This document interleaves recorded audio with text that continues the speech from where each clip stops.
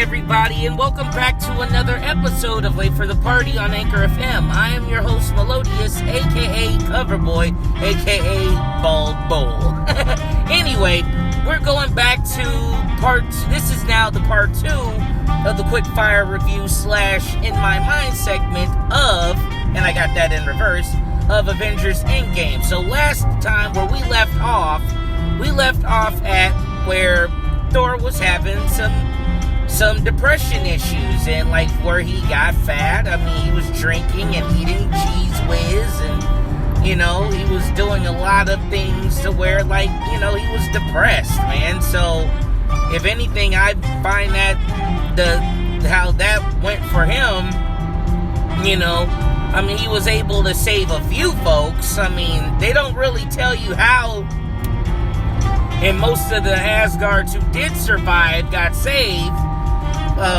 But I'm pretty sure it was Heimdall who, at least was transporting at least a few of them out that got away. So, he must have, said, you know what, Valkyrie, get out of there, get out of here, let me, teleport you somewhere, you know what I'm saying? That probably made more sense.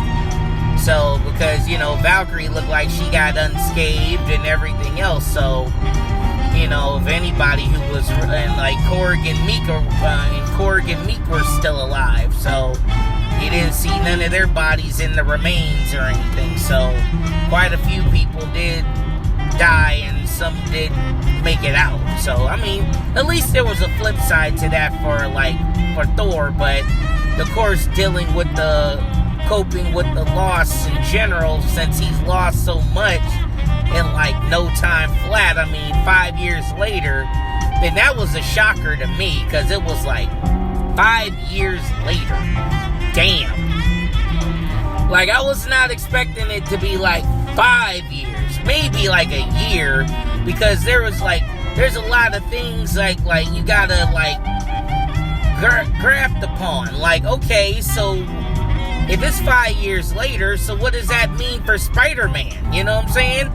I mean, and then also, what's it gonna be for Far From Home? I mean, he comes back 5 years later, he's still technically in high school. Half his people should be out of high school, or unless they got snapped too. But you mean to tell me that everybody up in the new Spider-Man film that was going to his school got snapped out of existence? And same goes for Aunt May, Marissa Tomei's fine ass. I mean, but you know what? Honestly, on a humble, 5 years definitely to me would make a difference in that magnitude. But either way, we'll talk about that for another time, for when Spider-Man Far From Home comes out, which should be coming out pretty soon, I might add. So, now moving back to Endgame. So, pretty much, when you look at when you see everybody, let's just go down the line.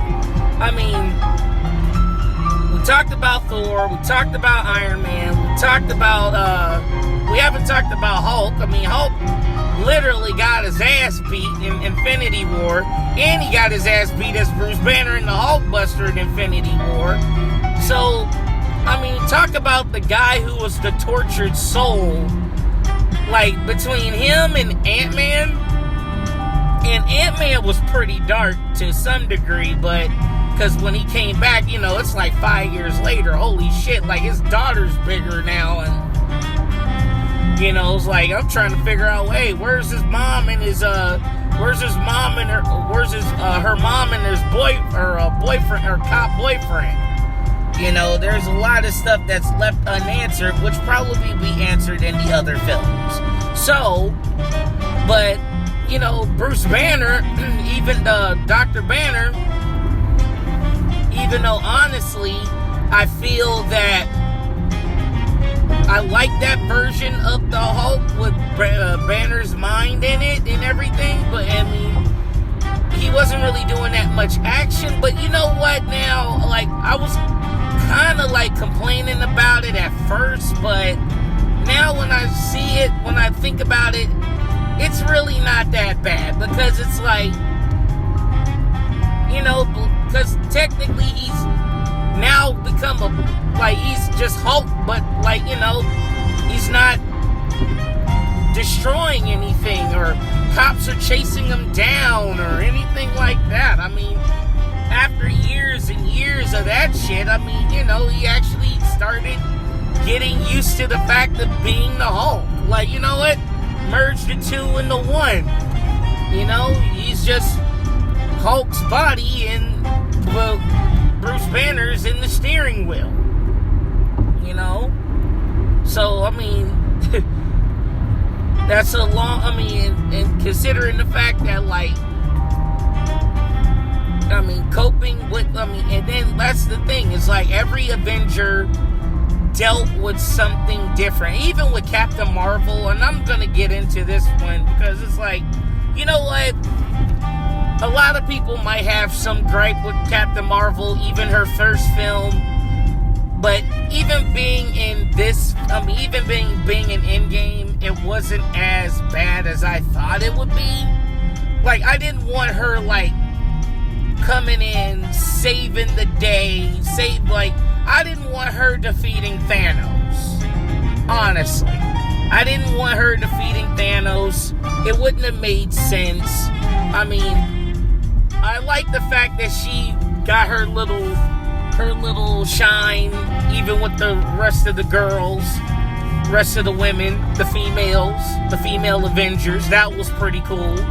But, like, more importantly, like, I didn't want her being the one to just straight out defeat Thanos. That wouldn't be so good to me.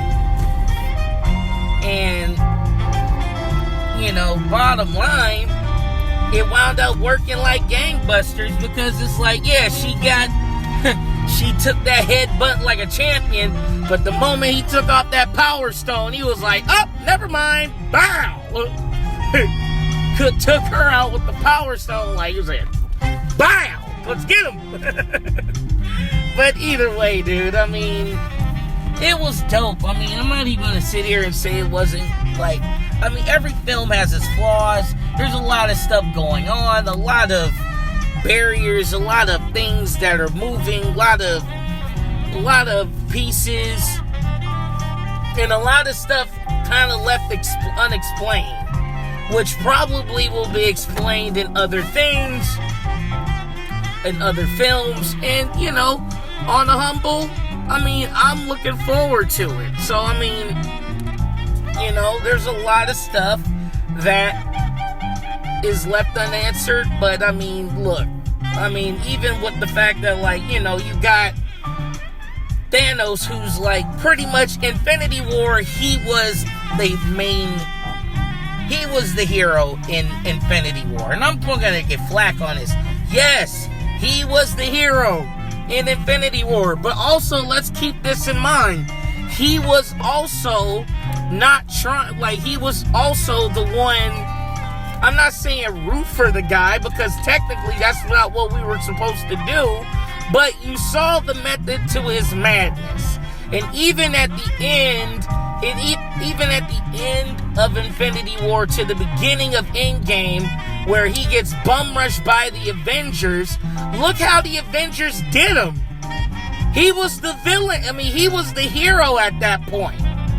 He got, like, how they ran in there and killed him and all that stuff. I mean, he chopped his fucking arm off and killed him. I mean, dude, that was some villainy shit. So good call to, like, end Infinity War off like that. Pretty much, you know, when you think about it, like, we got two Vision. Vision got stabbed twice. He got killed twice. And in Infinity War and in Endgame, Thanos got killed twice. So the version of Thanos who finally got the enlightenment that he asked for, he dies. But then you speed up to 2014 Guardians of the Galaxy Thanos, who does not give a fuck about anything. God damn. Doesn't give a fuck about shit. That's the guy I was aiming for.